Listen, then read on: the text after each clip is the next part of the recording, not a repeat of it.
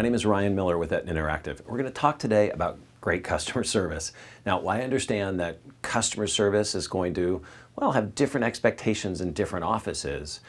What we've seen over the last 20 years through direct observation of reception and call center operations, well, observation of emails, listening to recorded customer service calls, and more recently through direct review of SMS chat logs, live chat logs, and interactions through public and private social media messaging, is to observe some of the best practices from some of the nation's best medical practices and distill them down to, well, 8 tips that you can use to enhance customer service for your practice. Now, this particular video is meant to be observed with your team, to gather together, review these principles, and then at the end, engage in a form of discussion. You can certainly watch it as an individual, but I think you'll find that it's more rewarding to reach a shared understanding of the customer service values for your office. Here's what we're going to cover today. We're going to talk about 5 principles that we've seen to be universal that typify great service from medical practices all over North America. We'll take a deep dive in and share 3 techniques, tips that you can use to up your customer service game. And then finally, at the end, we'll have a series of activities that you can choose from, ideally working with a group, but you can do them alone as well, to explore and expand on your thinking about customer service for your office. So let's talk about those 5 principles first. The first of which is respecting the context. And honestly, this is something that's fairly new in the customer service arena. For a long time, we thought about the patient standing directly in front of us and maybe a phone that was ringing or an email that needed some attention. But today we've got to think about the nuances of communicating with patients through SMS, through live chat, in public and private forums like social media, through responses and commentary that are coming into your blog. And each of these communication channels has a slightly different context. First thing we have to think about is urgency. Some things, like a patient standing directly in front of you or a live chat, have implied urgency. There's somebody on the other end engaged in a direct conversation with you who would feel a little put off if you just stood up and walked away. Other channels, like email, which are asynchronous, like a patient sends you a message and you're going to get back in touch with them when it's convenient, have some urgency attached to them, but you generally can afford several minutes or a few hours before you get back to that patient inquiry. Next, we have to think about tone. And probably as you were being brought up or trained in the customer service world, you were trained towards more formal communication in writing and in speech with patients. But today, as we engage with patients on channels like SMS, where emojis are really common, it may be appropriate to tone down some of the formality to meet patients where and how they're communicating with you. And finally, format. Emails tend to have longer format with a formal introduction, several paragraphs in which you dive into answering the patient's inquiry, salutation, and a full signature block. Well, if you included all of those things in a text message, you'd blow up a patient's phone. It would be next to impossible for them to scroll through all the information you replied. So you're probably going to have to adopt a format that's more direct. So think about the context before you communicate, and you may need to adapt the practices that you're using today. Second, as a principle, use positive language and keep a positive attitude. Instead of saying no, how do we offer a resolution to a patient's inquiry? Consider this example. Somebody writes or calls in and says, hey, can you fit me in with a treatment with Nurse Sue this Thursday? Right? Implied in the communication is some degree of urgency and the desire to see Nurse Sue. I can't tell you how many times we've observed communication replies that sound like this. No, her schedule is full. That wasn't really what the patient was asking. They're asking how do they get in as quick as possible with Nurse Sue. Instead, consider answering with a positive affirmation back. Well, you're sorry. I'm sorry that Nurse Sue is, well, she's fully booked. But you have a solution. Nurse Sue is available next Tuesday at 10 a.m. or next Thursday at 4 p.m.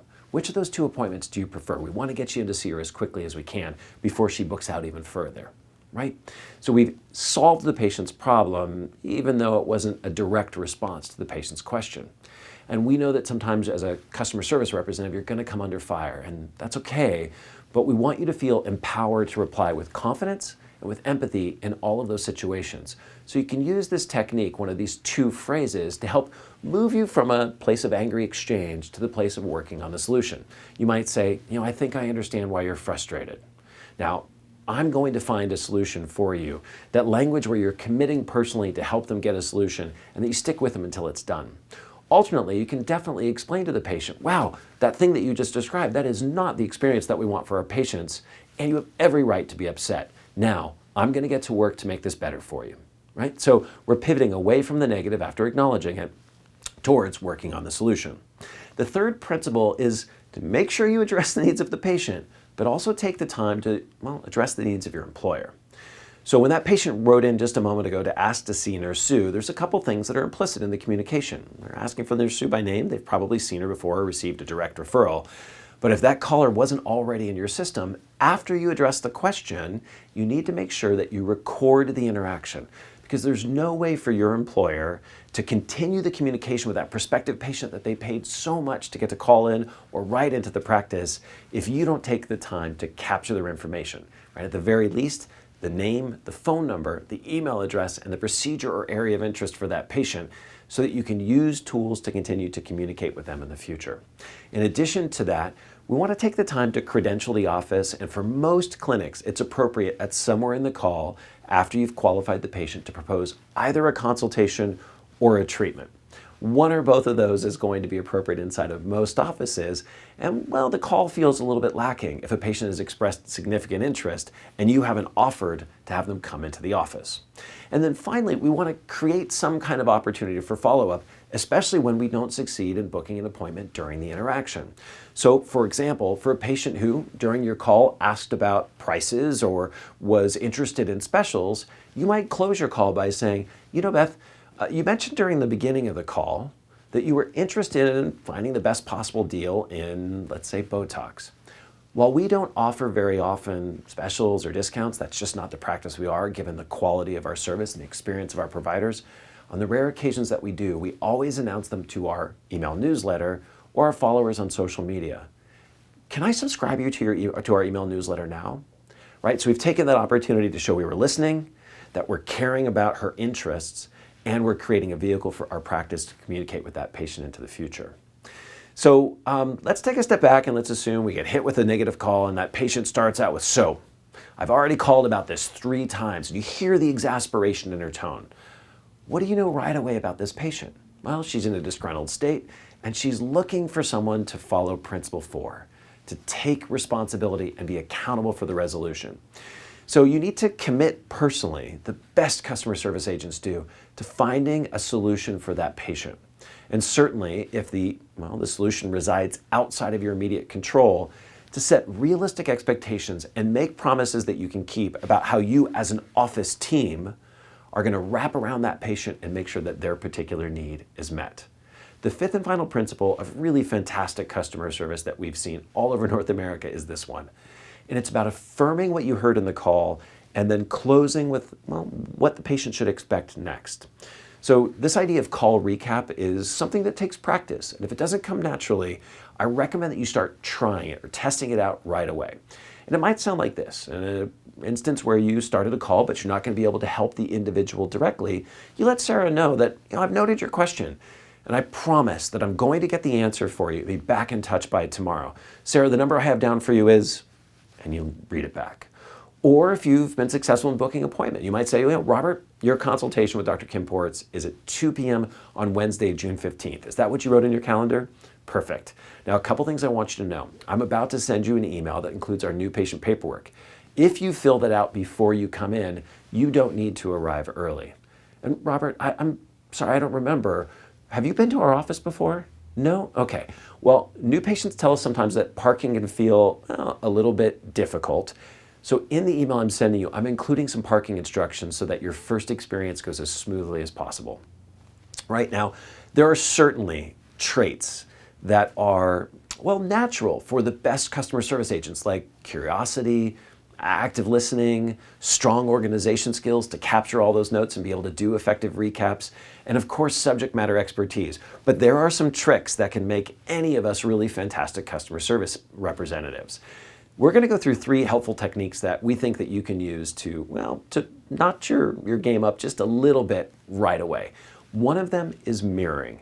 Mirroring is simply the skill of being able to match the tone, the cadence or speed, and the particular language choices of the person that you're interacting with. If you're, for example, on a call and you have an individual who is abrupt and using words like I'm in a hurry and I need to get this done, match their speed, speak a little bit quicker, talk in more definitive tones about how you're going to help them get that appointment scheduled or that particular need met, and allow them to get back to their day as quickly as possible. Now, contrary to that, if you've got a patient who is a little quiet, a little reluctant, perhaps uncertain to be calling into an elective medical practice for the first time, bring your own tone down. Slow things down just a little bit, even if you're busy, and meet that patient where they are so that they can feel that natural vocal connection with you. You can mirror in digital communications as well by observing, well, the level of sophistication in the patient's email or their SMS message, and using similar levels of structure, similar levels of detail to the information or inquiry that they're sending into your practice. The second skill or technique that you can perfect is listening for the question that's behind the question. So you can hear the patient's words, but what you're really listening for is the need, the intention, the problem that you're going to be in a position to solve. Consider this example. You get a live chat from a patient that says, do you offer Jeuveau, which is a fairly new neuromodulator. It's a competitor to Botox. And presuming that it wasn't something that was offered inside of your office, you could choose to just say no, period, and end the interaction. But probably you could do a lot better by acknowledging that the underlying intention is that this is a patient who's interested in new or novel therapies, kind of perhaps into the latest and the greatest, has maybe heard about Jeuveau from the media or from a friend, but still has the underlying problem of dealing with those dynamic wrinkles. And you could reply back to the person, while we do not carry Jeuveau at this time, we are our state's number 1, number 2, top 10, top 50 provider of Botox cosmetic, the leading neuromodulator in the space. And we believe there are some significant reasons why you should choose both us and Botox cosmetic. So can I set up a time for you to talk with one of our consultants? Instead of hitting the patient with a negative, we heard the underlying intent and we at least tried to create the opportunity to continue that conversation. Third and finally, in terms of techniques, and I think it's one of the ones that's most powerful, is applying what's called assumptive booking. The idea that, well, the patient definitely is going to want a consultation, and there are a few simple ways that we can get them there quickly. What's interesting to note about this last technique is that we've studied and looked closely at the negative reviews that are left by patients all over the internet on sites like Google and Yelp. One of the most common themes is patients complaining about the difficulty in booking. Now, certainly some of that is attributable to the complexities of managing office software for calendaring and appointment scheduling. But a lot of it, I think, based on the calls that I've listened to and the emails I observed, is about a challenge that some practices have in communicating their availability. Assumptive booking is really 3 simple techniques. I'll walk you through the steps and then I'll let you hear what it sounds like. First, you're going to set a time frame and you're going to invite the caller to bring their calendar out into the open. Second, you're going to list the days that you offer consultations or the treatment that the patient is looking for and ask which of 2 options is generally best. And then finally, you're going to offer 2 appointment times, your next available ones on those dates, so that the patient can choose one of them. It might sound like this. Now, Beth, right now we're booking consultations about 4 or 5 weeks into the future. Can you take a moment and just pull your calendar out so that we can find a time that's going to work for both of us? Now, Beth, we offer typically our consultations on Tuesdays or Thursdays. Reflecting on your schedule most generally, which of those 2 days is most often best for you? Oh, Tuesdays? Perfect. Beth, looking ahead, looks like about 5 weeks out, I have 2 appointments that are available on Tuesday, July 7th. One is 10 a.m., the other is 4 p.m. Which is going to be better for your schedule? And you've allowed yourself to quickly zoom in on a day and a time that's going to be acceptable to Beth so you can more quickly get her on the calendar. Now, in the event when you say that you're booking 4 or 5 weeks out and Beth balks, oh, I didn't realize I'd have to wait that long, it's a wonderful opportunity to credential your practice and offer a solution. Beth, I heard your reaction when I said that we were booking 4 or 5 weeks out. It's because Dr. Kimports is in such high demand. At the end of this call, once we've booked your consultation, it sounds like you might want to be on our wait list where we could call you to get you in sooner if there's an opening in our schedule. Would you like that as well? Right? So we've taken what was potentially a negative and turned it into a positive. So here's the last activity that we're going to invite you. Now that you've listened to the principles and the techniques that can help you elevate your service game, now's a chance to open into a discussion, either an individual reflection, or more ideally, after having watched this video with members of your team, to share in your experience and your observations. The first activity you could choose would be to role play, and I realize role playing can be a little bit awkward at times, but I think it's incredibly powerful to find those words, hear what they sound like when you project them into the world, and potentially edit them as you get feedback from members of your team. A great thing to do is to role play, well, the typical call, and it's okay to throw each other a few curveballs inspired by some of the harder calls that you've experienced in the last few weeks or months. Well, the other thing you could talk about is a discussion about setting priorities. Well, expose to the members of your team, especially to members of your leadership, where and how and when you're getting the most inquiries from patients and prospects. Do you find that you struggle each morning to deal with the deluge of inquiries that came in overnight by email? Are you, struggling to figure out how exactly to address the needs of patients on social media? Do you have a few hours during the day? Often we see around and right after the lunch hour when the phones are flooded and you need more help.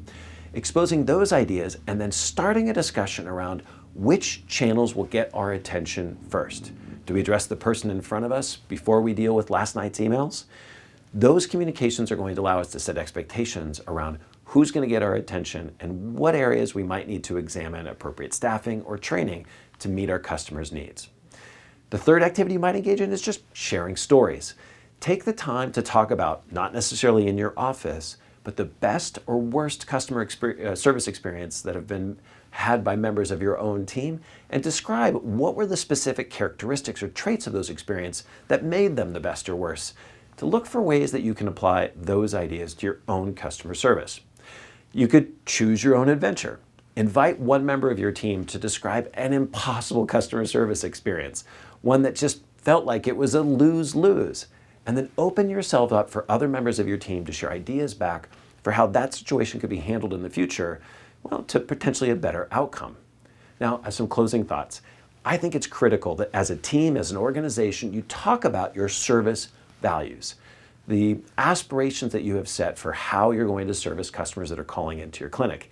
And if you personally have chosen customer service as your career path, that you continue to seek out opportunities like this to master techniques that will make you ever, a better customer service agent. So if you're watching this on YouTube or you've captured it on our blog, take a moment to share your tips or your advice for how to elevate customer service inside the elective medical office in the comments section down below. Have a great day.